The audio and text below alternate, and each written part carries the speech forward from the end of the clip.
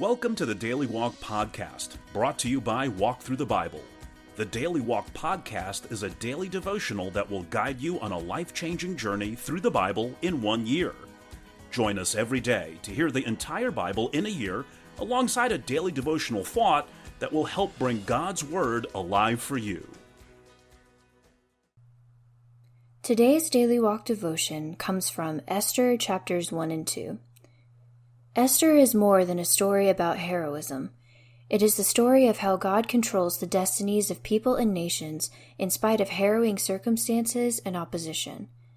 Esther reads like today's news: national intrigue, attempted assassination, political unrest, and over it all, the sovereign hand of God is at work in the lives of his people, placing Esther in the palace and Mordecai's name in the Persian chronicles for such a time as this. Now, let's listen to Esther chapters 1 and 2. The book of Esther, chapter 1. This is what happened during the time of Xerxes, the Xerxes who ruled over 127 provinces stretching from India to Cush. At that time, King Xerxes reigned from his royal throne in the citadel of Susa, and in the 3rd year of his reign he gave a banquet for all his nobles and officials, the military leaders of Persia and Media. The princes and the nobles of the provinces were present. For a full 180 days he displayed the vast wealth of his kingdom and the splendor and glory of his majesty. When these days were over, the king gave a banquet lasting 7 days in the enclosed garden of the king's palace, for all the people from the least to the greatest who were in the citadel of Susa. The garden had hangings of white and blue linen, fastened with cords of white linen and purple material to silver rings on marble pillars. There were couches of gold and silver on a mosaic pavement of porphyry, marble, mother of pearl, and other costly stones. Wine was served in goblets of gold, each one different from the other, and the royal wine was abundant, in keeping with the king's liberality. By the king's command, each guest was allowed to drink with no restrictions, for the king instructed all the wine stewards to serve each man what he wished. Queen Vashti also gave a banquet for the women in the royal palace of King Xerxes. On the 7th day, when King Xerxes was in high spirits from wine, he commanded the 7 eunuchs who served him, Mehuman, Biztha, Harbona, Bigtha, Abagtha, Zithar, and Carcass, to bring before him Queen Vashti, wearing her royal crown, in order to display her beauty to the people and nobles, for she was lovely to look at. But when the attendants delivered the king's command, Queen Vashti refused to come. Then the king became furious and burned with anger.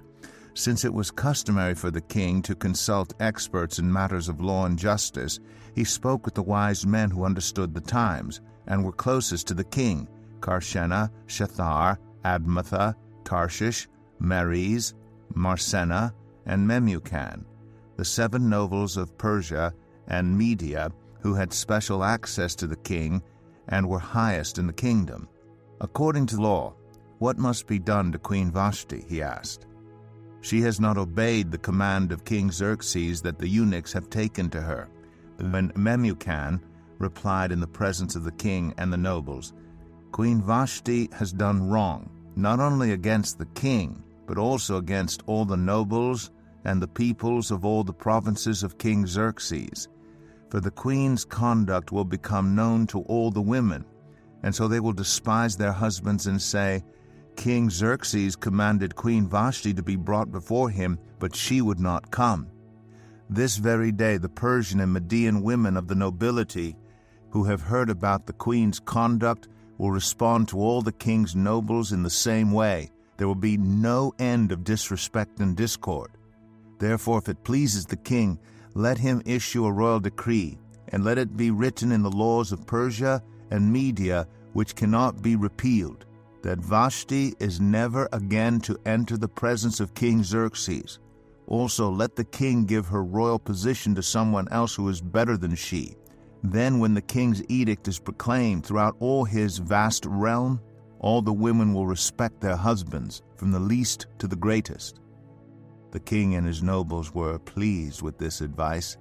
So the king did as Memucan proposed. He sent dispatches to all parts of the kingdom, to each province in its own script, and to each people in their own language, proclaiming that every man should be ruler over his own household using his native tongue. Esther 2. Later, when King Xerxes' fury had subsided, he remembered Vashti and what she had done and what he had decreed about her. Then the king's personal attendants proposed, "Let a search be made for beautiful young virgins for the king. Let the king appoint commissioners in every province of his realm to bring all these beautiful young women into the harem at the citadel of Susa. Let them be placed under the care of Hegai, the king's eunuch, who is in charge of the women, and let beauty treatments be given to them. Then let the young woman who pleases the king be queen instead of Vashti." This advice appealed to the king, and he followed it. Now there was in the citadel of Susa a Jew of the tribe of Benjamin named Mordecai, son of Jair, the son of Shimei, the son of Kish, who had been carried into exile from Jerusalem by Nebuchadnezzar, king of Babylon, among those taken captive with Jehoiachin, king of Judah. Mordecai had a cousin named Hadassah, whom he had brought up because she had neither father nor mother. This young woman, who was also known as Esther, had a lovely figure and was beautiful. Mordecai had taken her as his own daughter when her father and mother died. When the king's order and edict had been proclaimed, many young women were brought to the citadel of Susa and put under the care of Hegai. Esther also was taken to the king's palace and entrusted to Hegai, who had charge of the harem. She pleased him and won his favor. Immediately he provided her with her beauty treatments and special food. He assigned to her 7 female attendants selected from the king's palace and moved her and her attendants into the best place in the harem. Esther had not revealed her nationality and family background because Mordecai had forbidden her to do so. Every day he walked back and forth near the courtyard of the harem to find out how Esther was and what was happening to her. Before a young woman's turn came to go into King Xerxes, she had to complete 12 months of beauty treatments prescribed for the women, 6 months with oil of myrrh, and 6 with perfumes and cosmetics. And this is how she would go to the king. Anything she wanted was given her to take with her from the harem to the king's palace. In the evening she would go there, and in the morning return to another part of the harem to the care of Shaashgaz, the king's eunuch who was in charge of the concubines. She would not return to the king unless he was pleased with her and summoned her by name. When the turn came for Esther, the young woman Mordecai had adopted, the daughter of his uncle Abihail, to go to the king, she asked for nothing other than what Hegai, the king's eunuch who was in charge of the harem, suggested. And Esther won the favor of everyone who saw her. She was taken to King Xerxes in the royal residence in the 10th month, the month of Tebeth, in the 7th year of his reign. Now the king was attracted to Esther more than to any of the other women, and she won his favor and approval more than any of the other virgins. So he set a royal crown on her head and made her queen instead of Vashti. And the king gave a great banquet, Esther's banquet, for all his nobles and officials. He proclaimed a holiday throughout the provinces and distributed gifts with royal liberality. When the virgins were assembled a second time, Mordecai was sitting at the king's gate. But Esther had kept secret her family background and nationality just as Mordecai had told her to do, for she continued to follow Mordecai's instructions as she had done when he was bringing her up. During the time Mordecai was sitting at the king's gate, Bigthana and Teresh, 2 of the king's officers who guarded the doorway, became angry and conspired to assassinate King Xerxes. But Mordecai found out about the plot and told Queen Esther, who in turn reported it to the king, giving credit to Mordecai. And when the report was investigated and found to be true, the 2 officials were impaled on poles. All this was recorded in the book of the Annals in the presence of the king. Here is our Daily Walk devotional thought for today. Alone, in a strange place, no family or friends, scared. That's a good description of how Esther might have felt when she was taken to the palace by her cousin Mordecai. How would you have liked her assignment? Esther is presented in the story as one who has been left alone in the world by the death of her parents.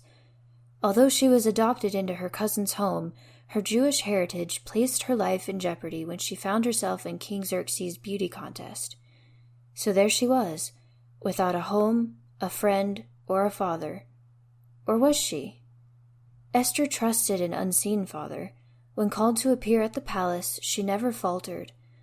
Armed with her faith in God, she marched boldly into an unfamiliar place to assume unfamiliar duties.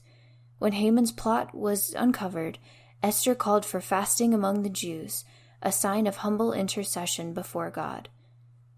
If you are a believer, then you are never alone. God is always present as your loving Father.